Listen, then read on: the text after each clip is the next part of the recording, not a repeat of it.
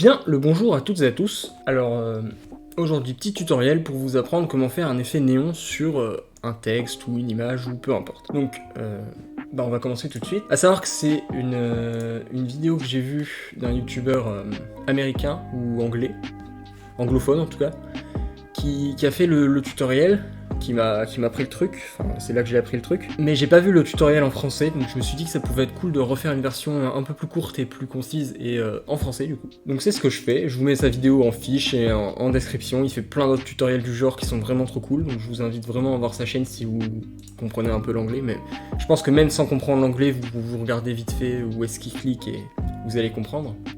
Donc on va partir tout de suite. Donc pour ce faire déjà vous créez un nouveau calque de fond, donc je vais prendre une couleur de fond simple qui va être le noir et je vais remplir l'entièreté de ma sélection, enfin de mon calque.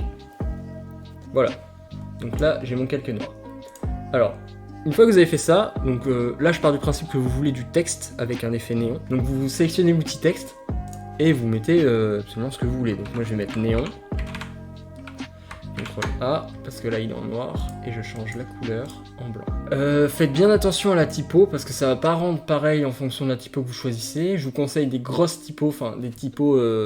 En fait il y a les deux extrêmes, soit vous prenez une typo très grasse, écrit vraiment en gros, comme celle-ci par exemple, et vous allez juste prendre le contour des lettres pour faire l'effet néon, comme je vous mets un exemple à l'écran.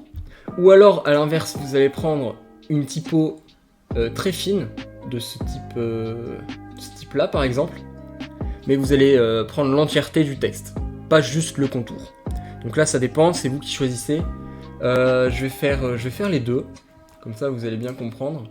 Je vais mettre le fin ici et en dessous je vais mettre un gros.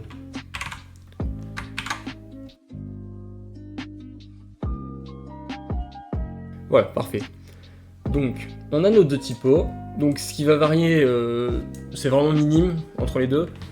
Mais bon, je vais enlever pour l'instant celui à la typographie du haut, parce qu'on aura moins de choses à effectuer dessus. Le plus de travail va s'effectuer sur la typographie grasse. C'est pour ça que je vais commencer par celle-ci. Donc, une fois que vous avez votre typo, vous faites un clic droit sur l'image, et vous faites alpha vers sélection. En fait, il va prendre la couleur, enfin tout ce qui est coloré, et il va le transposer dans la sélection. Donc, ce qu'on va faire, c'est qu'on va baisser l'opacité de notre calque, vers vraiment très bas, de sorte à ce qu'on puisse le voir, mais que ce soit pas le plus important. Ensuite, on va créer un nouveau calque par-dessus, exact, voilà, comme ça. Donc vous avez bien pris l'alpha vers sélection, oui, c'est ça, l'alpha vers sélection auparavant. Vous allez dans édition, tracer la sélection, et vous mettez, donc moi je mets 7, mais ça c'est en fonction de votre taille d'image. Surtout faites bien attention avant de tracer qu'il faut sélectionner la couleur blanche. Donc j'y retourne, tracer la sélection, voilà 7, et on y va. Donc là j'ai une sélection de tracé, exactement ce qu'on voulait, par-dessus mon ancien calque. Celui-là d'ailleurs on peut le supprimer. Hop, il dégage. A partir de cette phase-là, on peut déjà commencer à réutiliser notre typographie plus fine, parce que là, ça va commencer à être les mêmes étapes. Donc je vais fusionner les calques pour que ce soit plus simple, mais vous, en théorie, vous n'avez pas à le faire parce que vous n'avez qu'un seul des deux choix. Une fois que ça c'est fait, on va dupliquer 3 fois ce calque. Donc vous allez ici, sur la petite icône du bas qui va dupliquer vos calques. J'aime bien avoir le néon tout en haut, mais ça ne change rien. C'est les 3 mêmes de toute façon, c'est juste le nom qui change, mais... ça vous faites comme vous voulez. Une fois qu'on a ça, on va cliquer sur la première copie.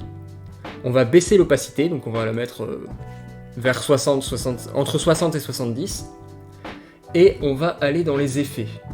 Donc, filtre, effet et flou. On cherche le flou. Ici, flou gaussien.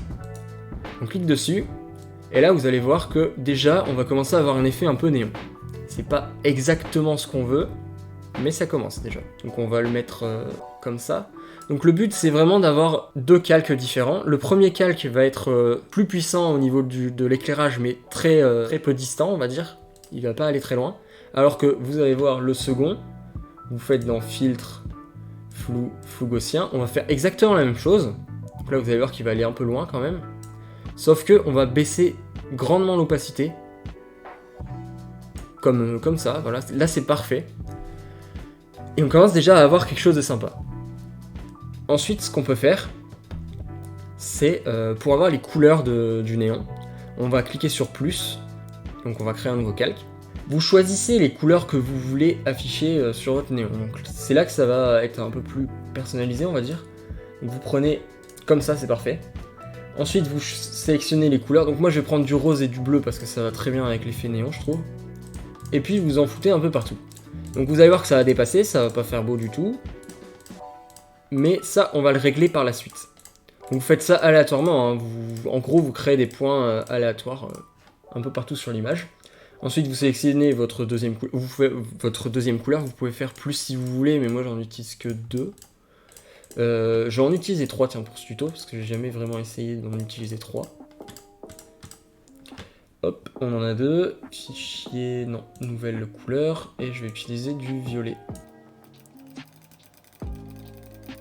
Voilà. Donc là, on a déjà un nuage de couleurs. On est d'accord, c'est très très moche pour l'instant, mais vous allez voir, la magie des modes de calque va tout régler. Une fois que vous avez ça, vous allez dans Filtre, Flou, et en fait, on va venir homogénéiser toute cette tache de couleur en mettant un flou plus ou moins fort. Donc moi, je vais mettre ça, de sorte à ce qu'on ne voit pas trop les distinctions entre les couleurs, que ça fasse un petit peu des dégradés, vous voyez. On valide. Et maintenant, tout va se passer dans cette phase. Vous allez dans Mode, vous descendez et vous cliquez sur couleur TSL. Et voilà, l'effet est donné à votre texte. Si vous voulez par la suite, vous pouvez aussi changer la colorimétrie du fond, de sorte à ce que ça ressorte plus. Donc vous allez dans Filtre, couleur, pardon, courbe, et ici vous pouvez toucher la courbe noire, de sorte à ce qu'on voit un peu plus le tout. Donc le youtubeur que je vous ai mis dans la description, lui ce qu'il disait c'est qu'il prenait le bleu et il l'augmentait un peu. Et je trouve que ça rend vraiment bien pour le coup. Et c'est à peu près tout, hein. Là vous avez votre effet néon sur votre texte. Vous pouvez regarder sa vidéo, elle est plus complète, il y a un effet qui rajoute en plus pour mettre des imperfections dans le texte, que moi je vais pas mettre dans cette vidéo parce que c'est un peu long à faire et le rendu passe tout aussi bien comme ça. Mais voilà un peu le type d'effet qu'on peut faire sur GIMP. Donc là vous voyez par exemple que mon fond d'écran est fait avec cette méthode, mais j'ai utilisé la méthode de sa vidéo dans laquelle je vous invite à aller voir, pour faire des petites aspérités et pas que l'éclairage soit partout pareil.